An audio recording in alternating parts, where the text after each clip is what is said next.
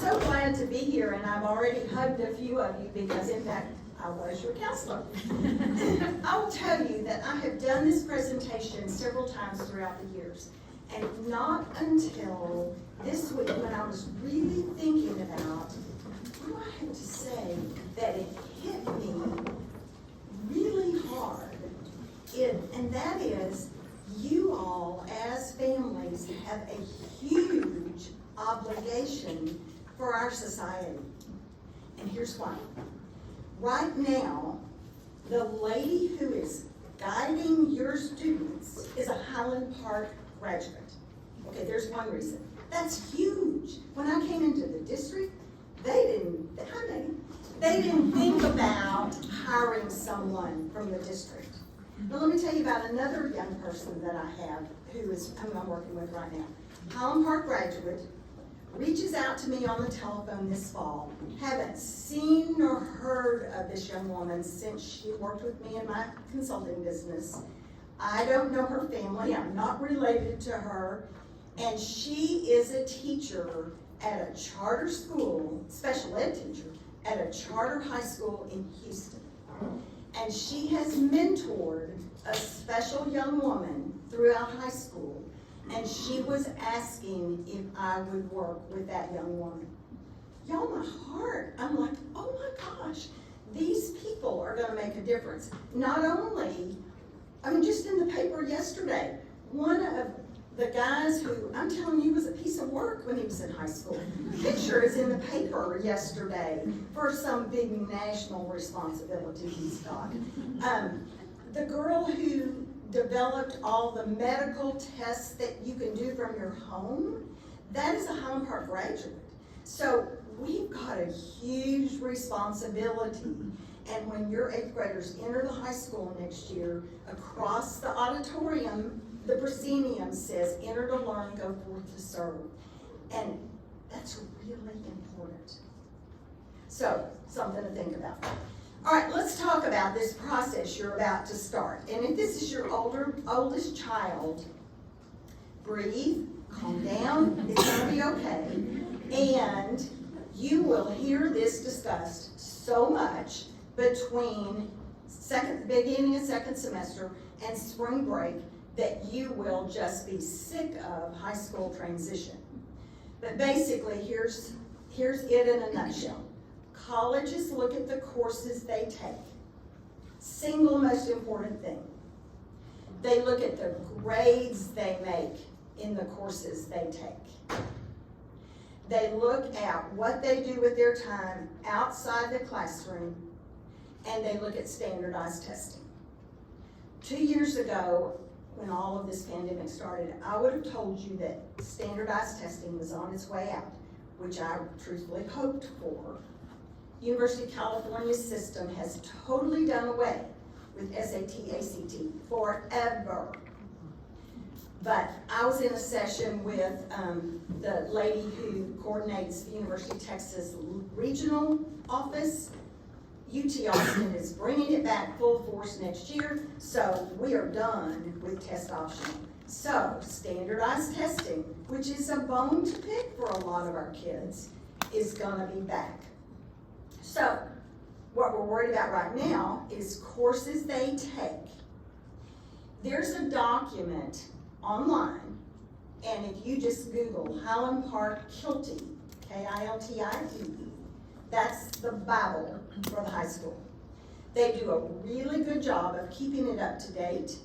And so if you ever have a question about policies and procedures, that's where you go. You don't need to print it. They used to hand it out, this little printed book. They don't, of course, don't do that. But it's there, and if you have questions, don't ask your neighbor and your neighbor's neighbor. Go straight to the Kilty. Then I want you to go to page 26 in the Kilty, and that's where the grading scale is defined. There are 3 levels of courses at the high school.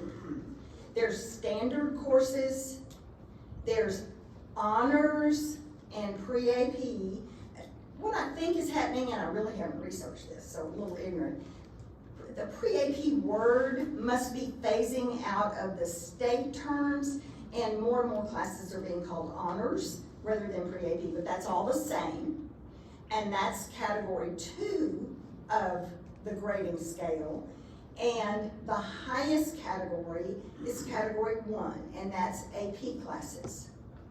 So if you take a regular class, it's a traditional 1 to 100 scale.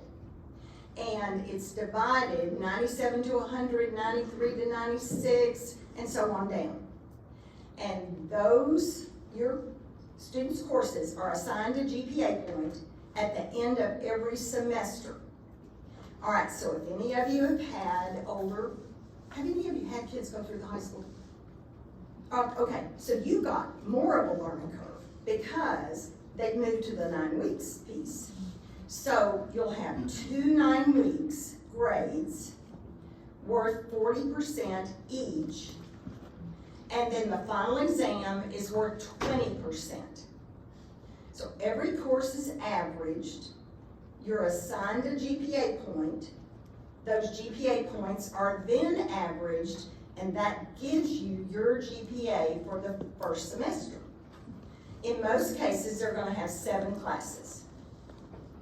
Then, second semester, those courses that they've taken, that's 14 courses. So that's averaged. So when I say to you, the first semester of high school is the most important semester in high school, does it make sense why? You're dividing by 7 only. You get up to junior year and you're dividing by whatever number that is of all those courses that you've taken for 3 years. Does that make sense? So you get that GPA set at the beginning of high school, and your student is set. All right, so now let's back up. How many 8th graders say to you, "Oh, Mom, it doesn't count, so it makes no difference"? Well, that is so far from the truth. And if I had, Charlotte, are you in here? You probably don't want to hear me say this, but I would tell you that the most important classes they're taking this year are their high school credit courses, because those grades are recorded on their transcript. They don't count in their GPA, but they are recorded on their transcript. So if they're taking health, then they sort of blow it off and they end up with an 82, then that 82 is on their high school transcript, which ultimately goes to a college. So this is their opportunity to start the high school with some impressive looking grades. Keep in mind, they don't count in their GPA. They are simply recorded. But what better way to say to your 8th grader, let's work on some of these study skills. Let's work on some of these habits. Let's work on this agenda. Because if they blow off this year, and last year was crazy, and the year before that was crazier, they're going to start high school with no skills. So this year is critical. And when they take the PSAT, which is later on, I think maybe at the beginning of the semester I saw on the calendar, say to them, this is a great opportunity for you to see what this kind of testing is. The PSAT is timed, little tiny sections. They've not taken any tests like this. So it's a great opportunity to get a baseline so that then you know what you're facing. If they say, oh, nobody else was trying, so I didn't try either, we have nothing. And I cannot tell you how many times I hear that, so it's more common than not common.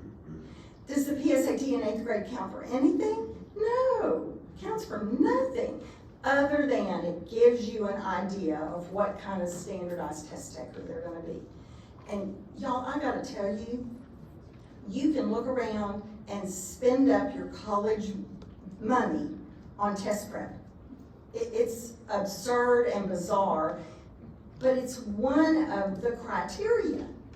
So if a college is looking at grades and courses and testing, if we have a C student who has just muddled their way through high school, and then he's made a great test score, either because he's a really bright kid or because his parents paid a whole lot of money for him to prep, what does that look like to a college? Bright underachiever. Doesn't work.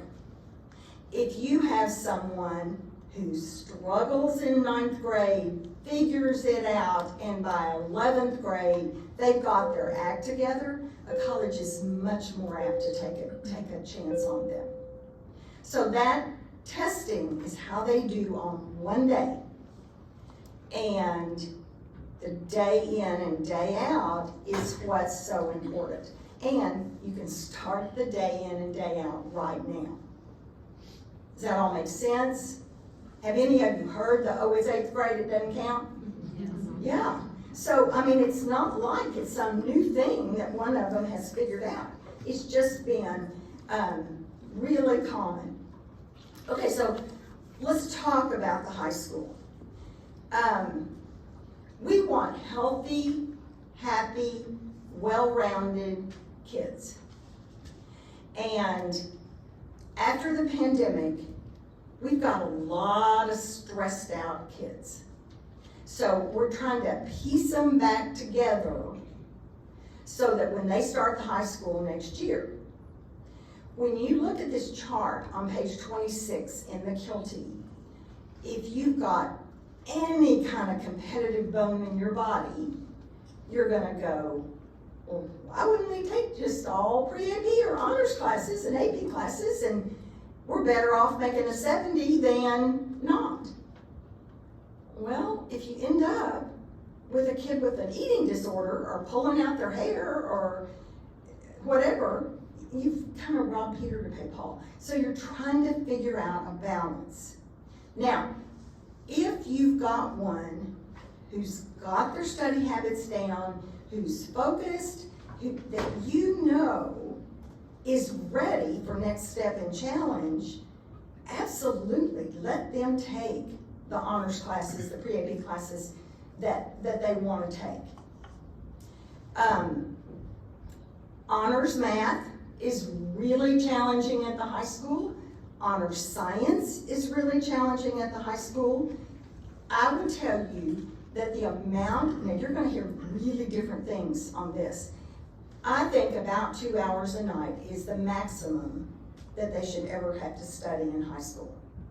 You're going to hear some parents say, oh, if you take all tag classes, you're going to have 2 hours in every subject. Well, if that's the case, that's too much. You need kids to go to sleep, you need them to be rested, you need them to be able to do their outside activities, so you've got to figure out what's the right balance. World Geography is a pre-AP honors class that for many years had the reputation of being that's the place to jump into pre-AP into honors because it's probably the easiest one at the high school.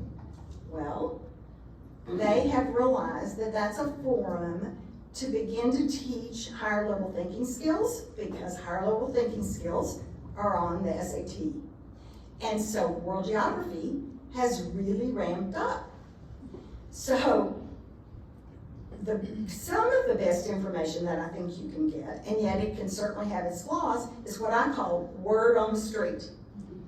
And word on the street is not necessarily the mom network. It's your students talking to just older kids so that you can find out what are the real expectations of these classes. I had a 9th grade family reach out to me this week just in a panic. This kid had made great grades in middle school, was doing football, and of course they're having to stay late. Now with playoffs, he's having to stay later because he's been moved up.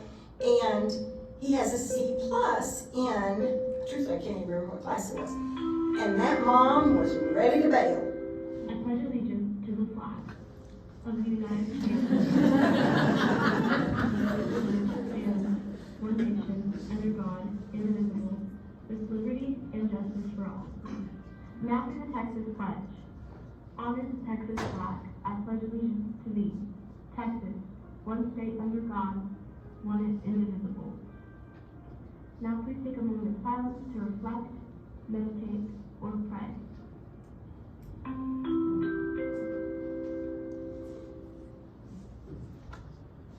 So where was I? Oh, that being C plus. The boy literally was sitting by his mother in the Zoom call, and he said, "Mother, I don't want to drop this."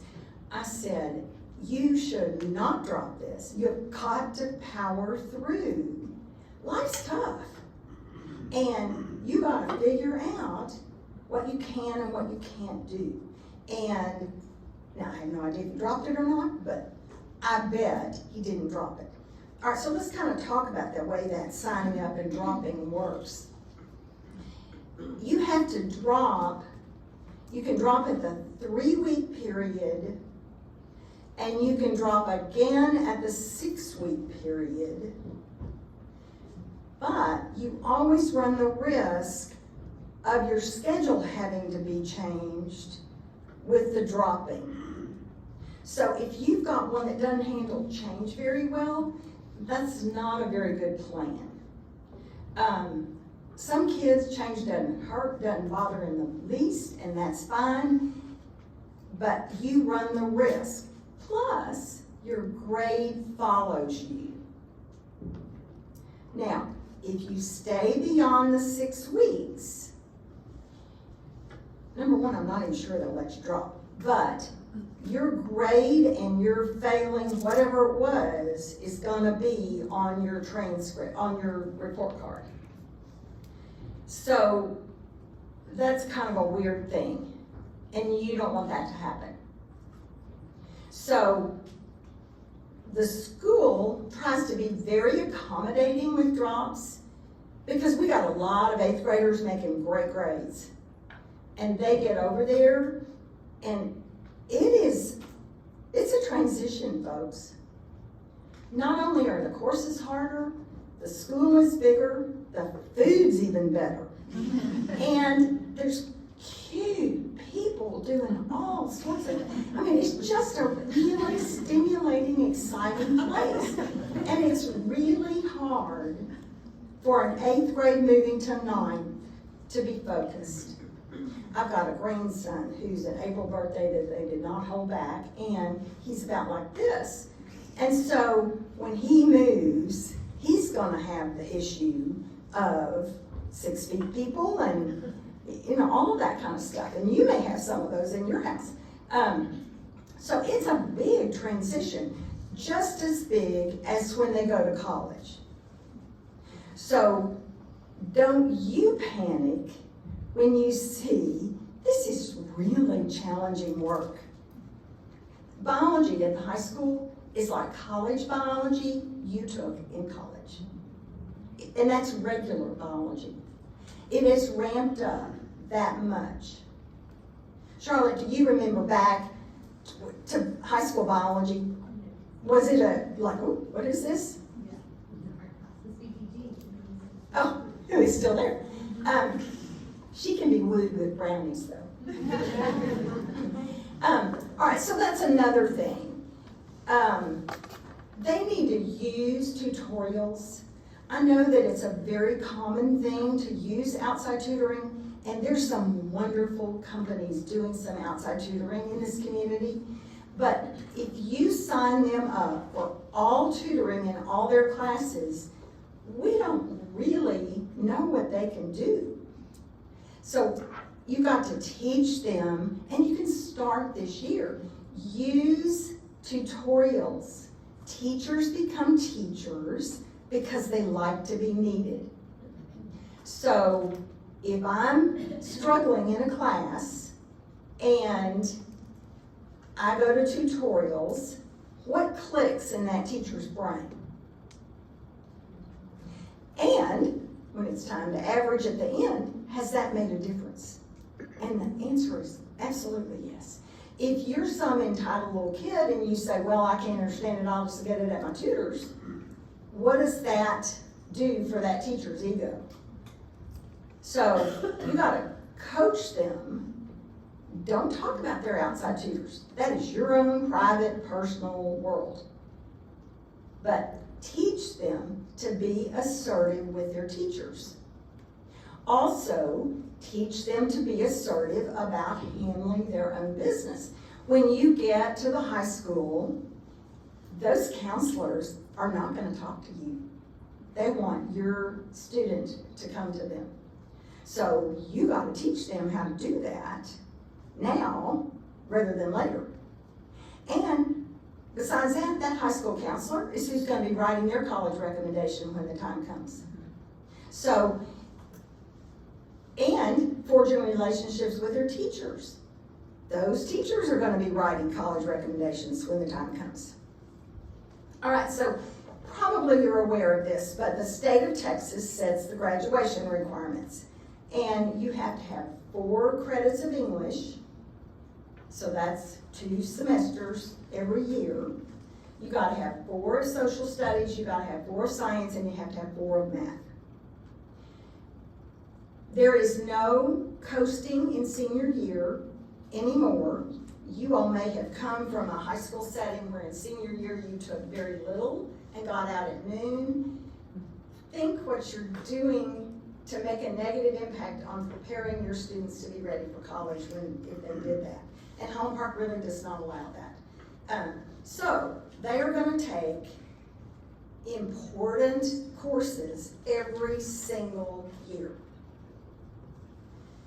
Now, if they do a sport all 4 years, and they do theater all 4 years, you've grabbed 2 periods of an 8-period day, and lunch is one of them, so now you've grabbed 3, and it's hard to graduate on time, I gotta tell you. So you've really got to make a plan when the high school and the middle school's working with you on the 4-year plans. So hopefully they've all taken as much in middle school as they could, so that you've really bought yourself some space by taking middle school credit or high school credits at the middle school. Then they've got to, like if they're a language person, and I have it every year, they want to do a little bit of this language and change to another language, and all of that can happen, but I'm not sure how impressive that is. I think we all are out there and we hear that Latin helps you with SAT. Well, the data shows that any foreign language helps you with SAT. So taking a language and carrying it all the way through is a lot more impressive than chunking it up in little things.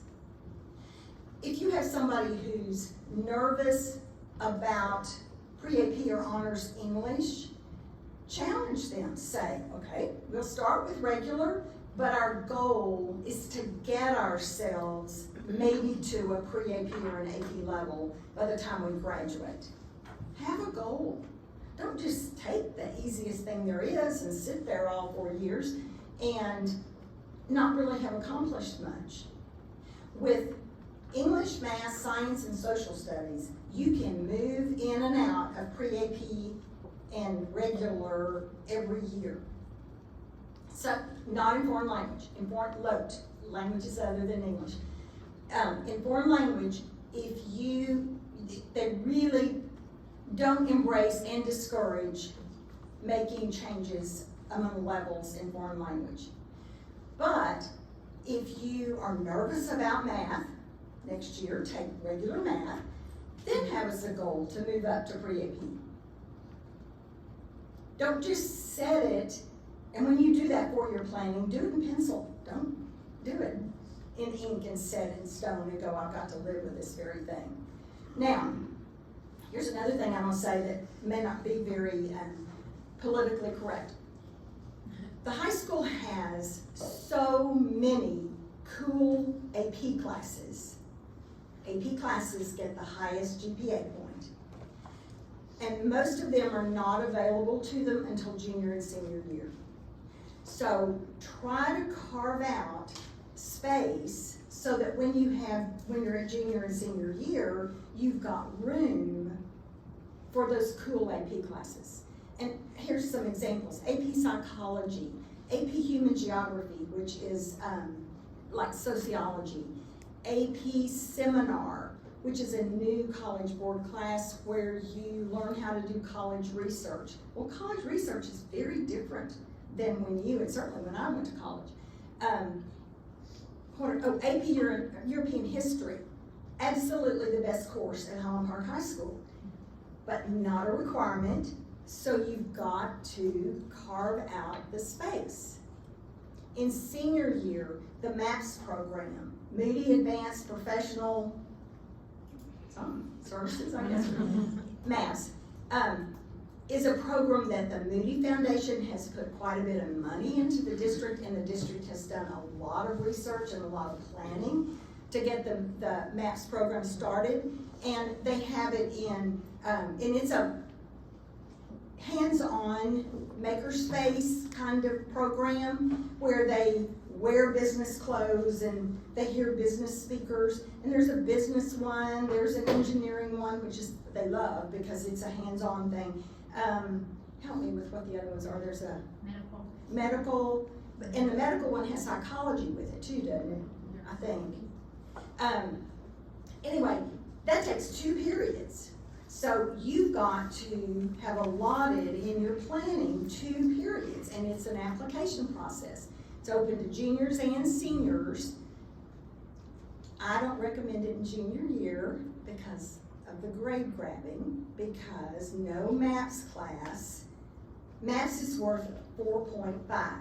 That's as much as a pre-AP, whereas an AP class is worth 5. So they're gonna apply to college at the beginning of their senior year. So the GPA at the end of their junior year is what goes. So think of this, we're trying to front load the GPA in the first 3 years of high school. So that's why I recommend MAPS for senior year because it's worth a 4.5. Take AP classes in junior and MAPS in senior. Another thing that's pretty cool is a senior internship. And it takes 2 periods, and they go out and they intern in different companies, one in the fall and one in the spring, and you can do it in the morning or you can do it in the afternoon. So you gotta have 2 periods. So you got to plan ahead. And when they do their schedule and they think, oh, I'm gonna do this sport all the way through, in your planning, you've got to have that space. However, they may not continue with that sport, so that may give you some more spaces when the time comes. So it's almost like you're figuring out a graph when you're doing this 4-year planning in pencil. Okay? All right, now, how many of them are keeping an agenda? You don't have to raise your hand. I have plenty of them that are still writing on their hands. So, and the smarter they are, the worse their calendaring is. I don't care what kind of a calendaring system they use, but this is the year to practice that, and then they're set. I'm not a big lover of the thing the district sells because the little boxes are so tiny. My writing is big, but if it works for them, it's perfectly fine. I don't care. Let them use an electronic one. I don't care. Just have a calendaring system. And don't rely on the teacher's electronic calendaring, because the teachers are required to calendar and communicate with them, but don't rely on anybody but yourself. Then here's an example. One of those teachers at the high school has kids that she's gonna write recommendations for, answer some questions at the end of junior year. And she puts it either on her Moodle or her Google. I'm not exactly sure where she puts it, but the district cleans all that out in the summer. So lots of years I've had kids go, oh, I don't know what I'm supposed to do. Because so they have to call a friend and whatever. If it's on their system, then they're not having to rely on somebody else. So I think keeping an agenda is a really good habit. How many of you keep an agenda? And of course, every single one of you keeps an agenda, or you wouldn't have a clue where to be. When you're trying to multitask as much as you are. Colleges are looking holistically at these applicants. So, beginning now, anytime you are in a city that has a college, drive through that campus. In their heads, they know what SMU looks like, and they pretty much know what everything down I-35 looks like. Beyond that, that's a lot of their exposures, and not every college looks like SMU. So begin to build college knowledge. Don't take tours, or try to take tours, because most of them are not. A few have started giving tours again, but not a lot.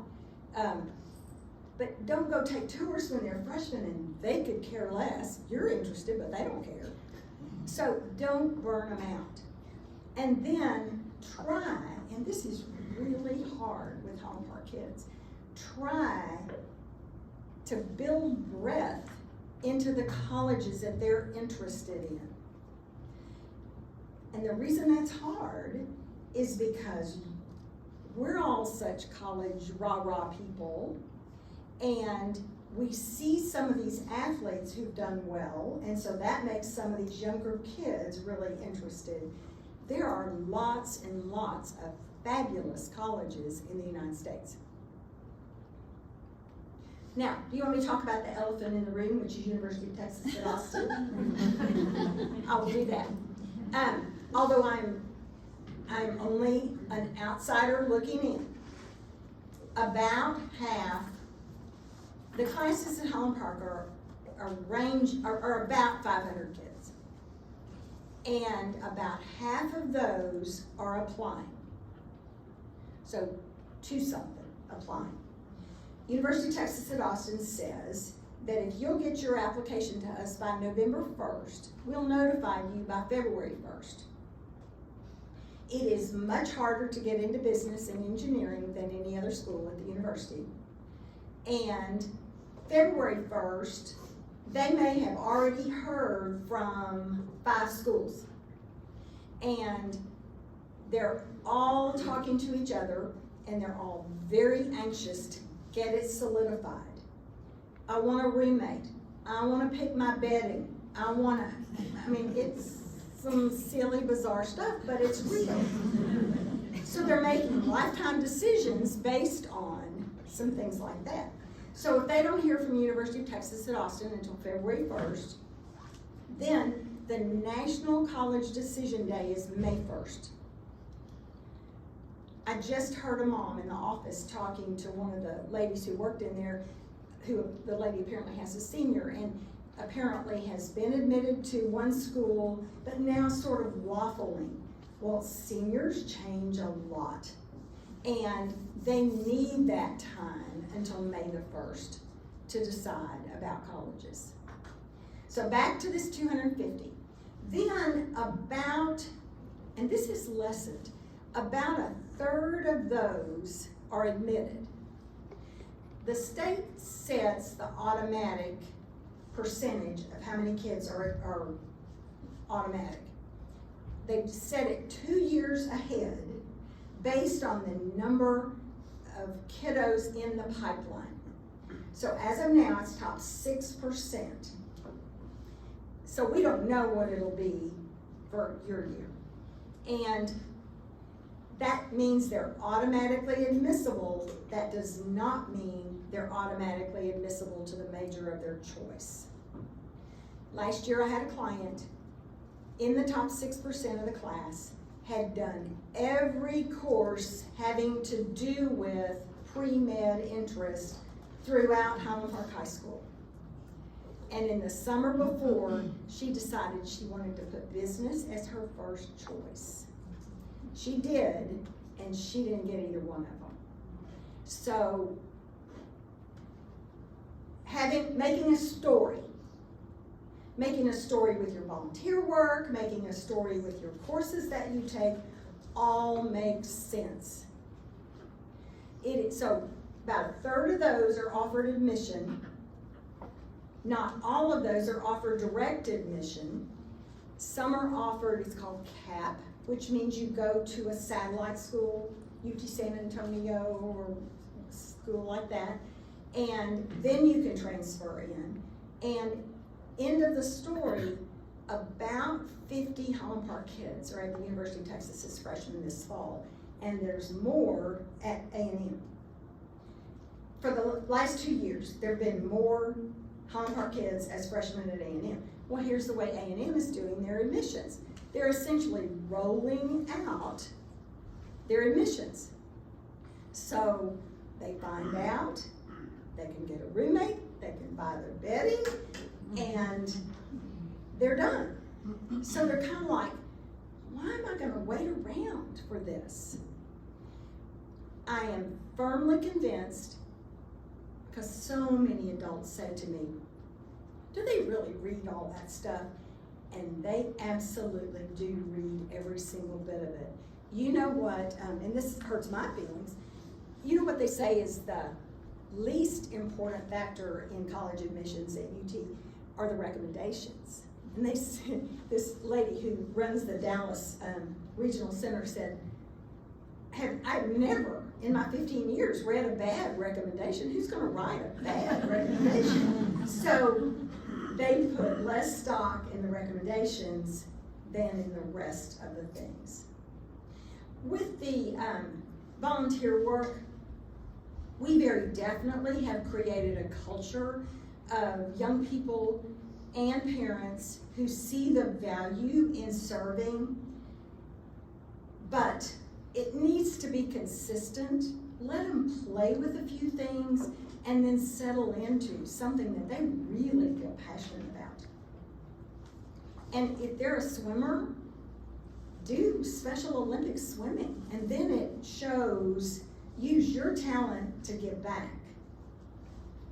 But just a whole bunch of them do an hour here and an hour there, and it just doesn't make any sense whatsoever. So the volunteering is definitely a part of it, and same with the clubs. If you go on the high school's webpage, there's a section called extracurriculars. This is kind of an interesting exercise. There are so many clubs that it takes 3 different alphabet entries to list all the clubs. It's hundreds of clubs, and some of them are so silly. And there is no time in the school day for club meetings, so everything is outside the school day. So they go to this club fair at the beginning of the year, and the way these clubs woo their membership is they give away free t-shirts. So they join 10 clubs, and they don't follow through with any of them. I'm really not a believer. Here's what I think is important in freshman year. I think their grades, I think their major activity, if it's a sport or whatever, and I think their socialization. I think those are the 3 most important things. If they're running around trying to go to club meetings 3 nights a week, what's going to be impacted? So we want to get this grade point set, then we can begin to add on club meetings. Now, in order to be eligible for National Honor Society at Holland Park High School, as of now, you have to have a 3.6 GPA. 3.6 is about a 90 average in regular classes. And about half of the kids have a 3.6 or better. So you have to have 3.6. You've got to have a certain amount of your service hours, and the high school backed off on the number of service hours during COVID, but they have ranked it. It's back to 50 hours. And you've got to have a piece called school leadership. And school leadership, you want me to tell you who it's easiest for? Second and third children, because second and third children simply join whatever big sister's in or big brother, and then it's easy to get some kind of a leadership label. You don't have to be the president, you've just got to have a label. And nothing outside counts. Boy Scouts doesn't count, Girl Scouts, NCO, YSL, none of that leadership counts. It has to be in school. So that's why all of these clubs have gotten started. And some of these clubs are doing some really cool things, but there's a lot of them. All right, so courses we take, grades we make. I'm not sure I said as much as I wanted to about grades. All right, on this grading scale, on page 26, the breaks in the grades are like at 89 and 86, the 6s and the 9s. So if you're kind of calculating and strategizing your study, if you're hovering at an 89, that's definitely a place where you want to put in time. If you're at an 87, because that break is 87 to 89, if you're at an 87, chances are you're not going to bump your average on up to a 90 off of one test or one exam. So that's probably not the class to put in a lot of time. Be glad that you're in that 87 to 89 range. So I always tell them, have a copy of that grading scale. Put it on your phone. Don't put it on your phone now because it'll be so far back in your phone you won't be able to see it.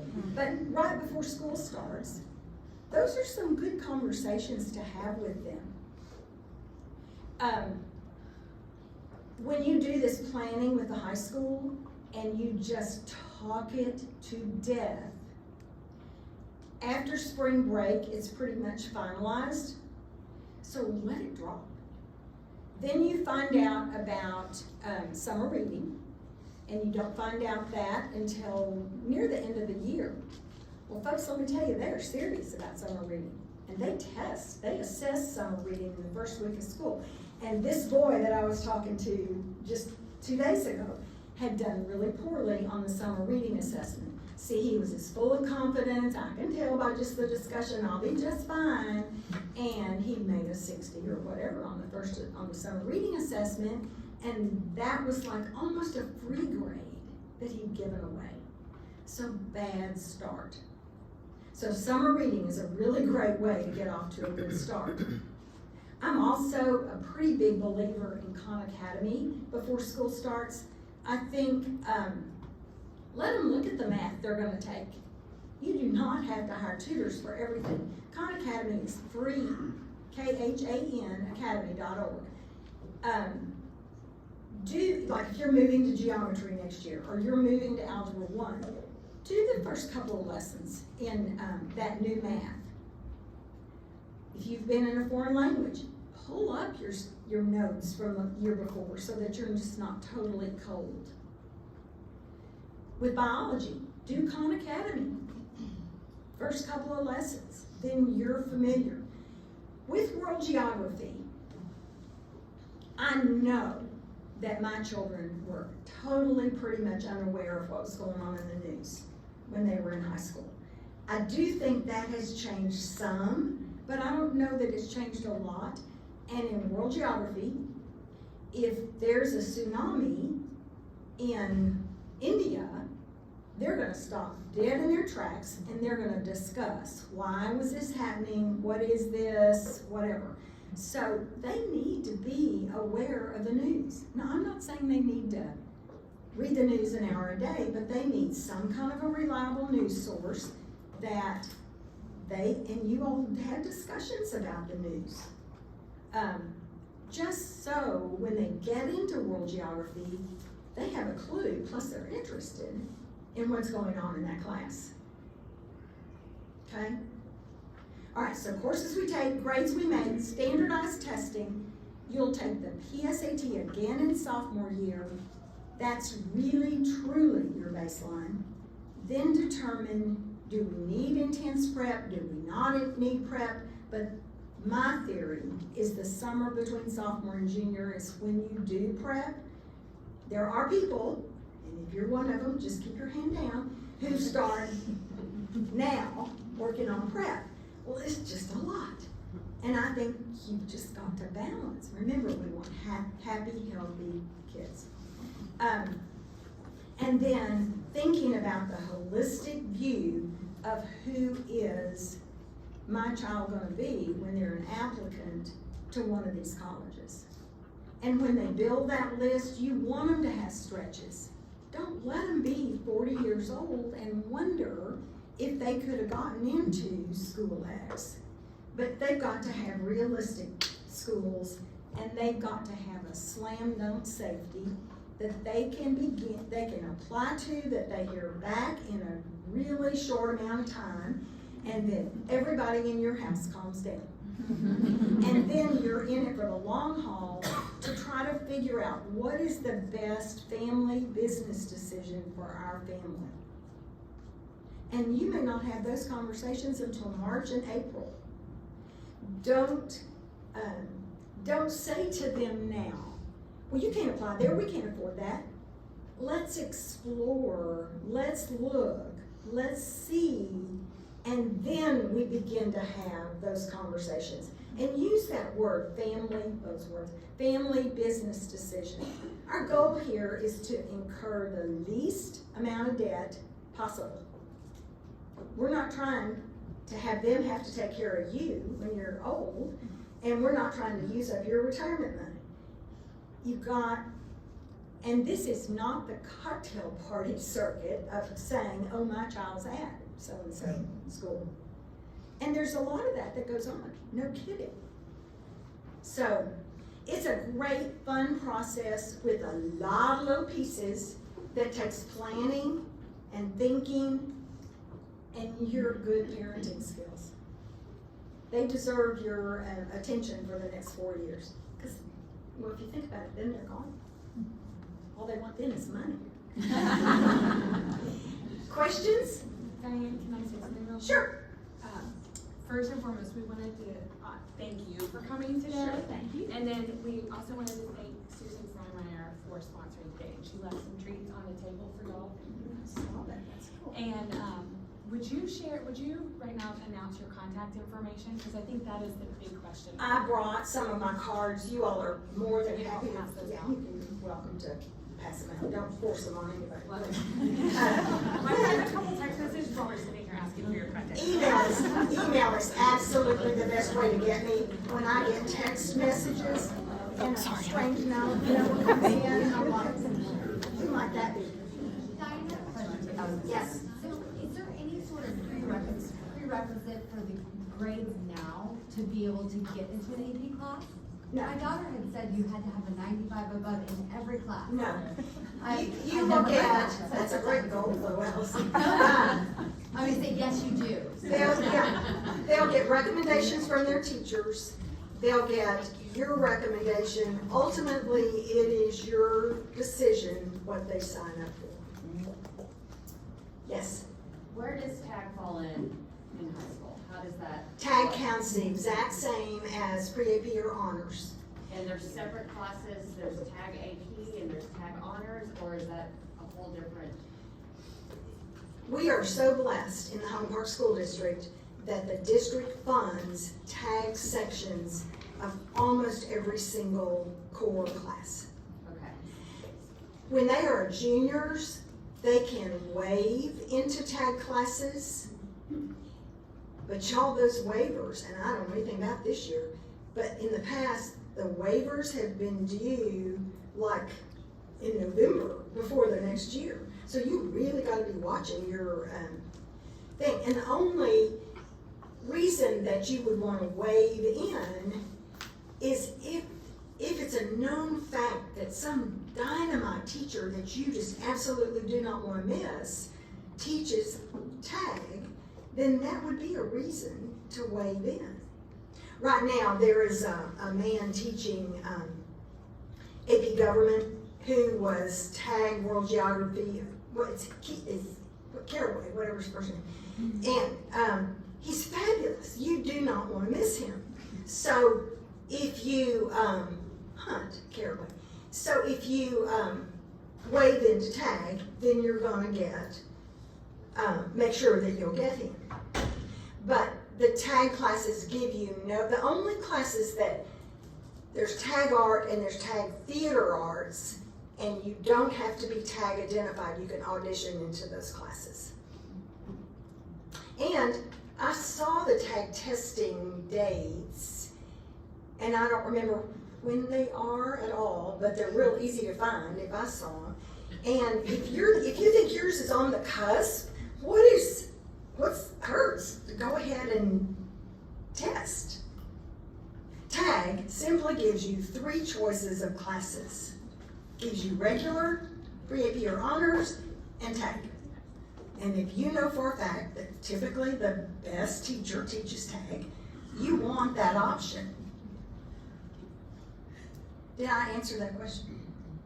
Okay. Well, I'm a little confused on the tag. So if you're a tag and you decide to opt out of tag and you just do all of AP, that's basically the same as tag? It's the same GPA.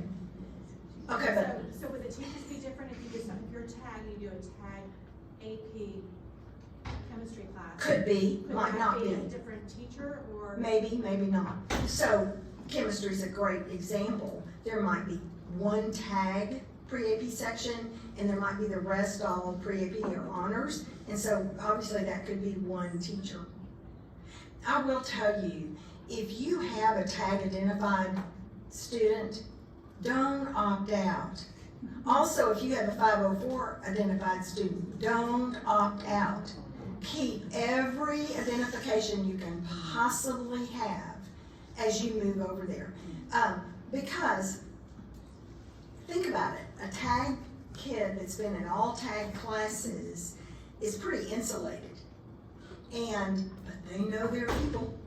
They may be tired of their people, but they know their people. No, they're tired of them. But that's one less unknown at that high school if they're still in class with their people. Then branch out after that.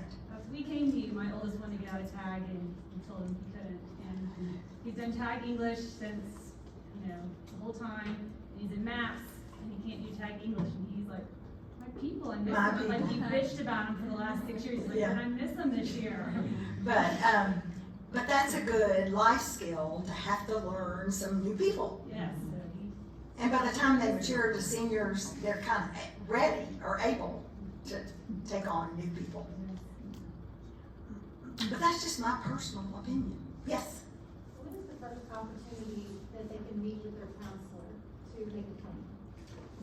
Well, all we know is what Charlotte said, and it's that the high school has not notified them about when those dates are going to be. It has always been starting in the end of January, and I feel like maybe it will still be that. One year, the state changed the graduation requirements, and so they had it scheduled in January, and they delayed till spring because it was all different. But I don't anticipate any of that this year. My only guess would be that maybe the high school is waiting, just trying to keep the pressure down. And when you say meet with their high school counselor, that's a really generic phrase, because they may sit with them a little bit, but not a lot. So they've got to learn to be assertive. So I know I didn't really answer your question. But you can aim toward end of January, we're gonna start talking about this, and we don't have to sign off on this until we go for spring break. Okay, and we're coming from a private school, so how would we? They're not gonna see you until after that. After spring break? And it's typically been in April. And your question becomes, are there still gonna be classes for us? And your answer is, I pay taxes here too, and yes, of course there will be classes for us. They don't run the numbers, it has a name and it's escaped me, to figure out how many teachers they need until the very beginning of the summer or end of May. And then they start moving those teachers around. Other questions? Yes? Did you talk about the ACT versus the SAT? Colleges don't care. And several years ago, the SAT reinvented itself to become more like the ACT, so it's more straightforward and not as much higher level thinking. And so what you find is that most of these prep places are leaning toward the ACT because they have more ACT prep materials than they do SAT. Colleges really don't care, and I'm a big believer in taking both just to see which is your better test. Absolute optimum is if you can be finished with that testing by the end of the summer between junior and senior, so that you've worked on your application in that summer, and then you start your senior year and try to figure out where do I really go. But there are plenty of kids who are still taking it in senior year. Yes? How many counselors are there per grade? So how many, I mean, is there one? They're divided by alphabet. Okay. Somebody who has older kids, help me.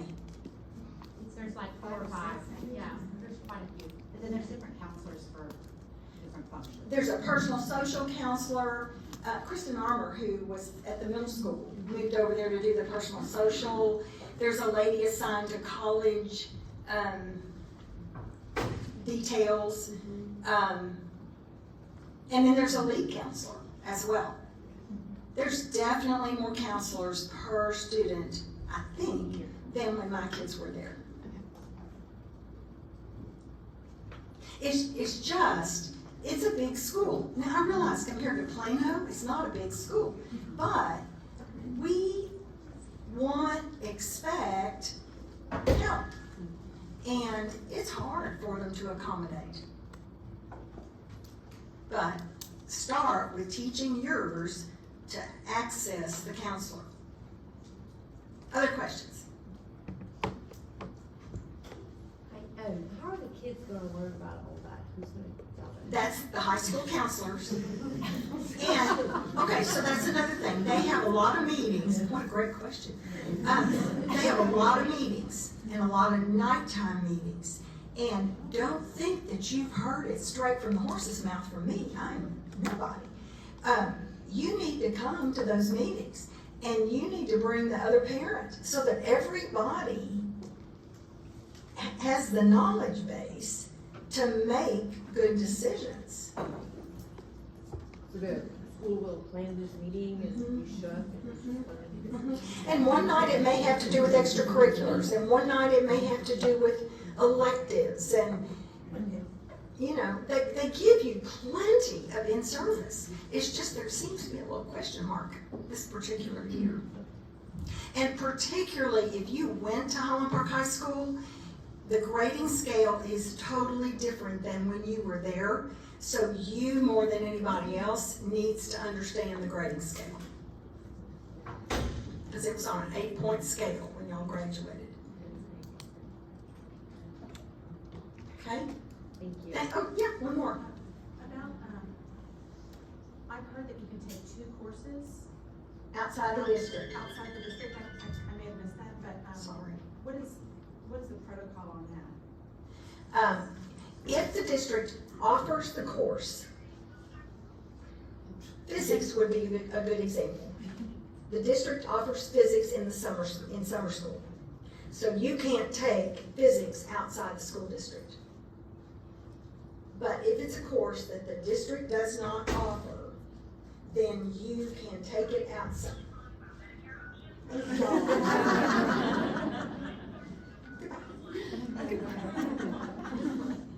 Welcome to my world. You can take anything. So what's an example? Spanish.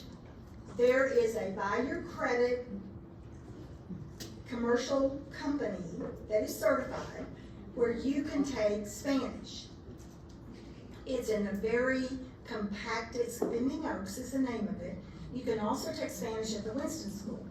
But if you've got a schedule that's so packed, you gotta look at some things like that. So if they offer Spanish at the school, you can still take it outside of the school, or no? You can't. You can, But only 2? yes.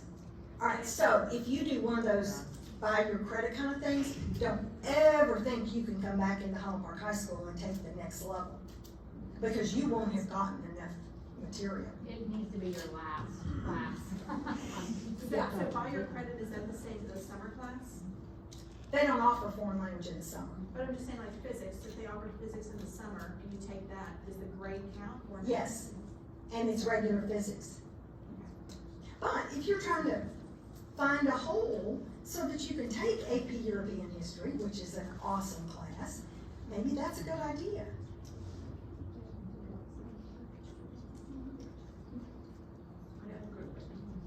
Yes. So the PSAT that they're taking in February, Uh-huh. so do we as parents get those results back and are able to go through that? Or is it just, we just get the test grades and we have no like? You'll have an account on the College Board at that point, and there is some pretty good explanation that comes back with it. So we're gonna get a lot of this in the January with the counselor. They're gonna walk us kind of through the dates. Yes? And then the buyer grades, like say for Spanish, does that grade go towards your GPA or your transcript No. or credit? No, credit only. And is that for your child, since you said college is looking closest? No. If you've done other things that kind of explain why you had to move outside to get that credit, then absolutely not. Do they record the grade? The grade will be on your transcript, To buy your credit? yes, But it yes, doesn't go in the GPA. but it doesn't go on the GPA. So you don't go out there and just totally blow it off. You should be able to go out there and make an A. But you gotta go out there and sit all day long for a month or something.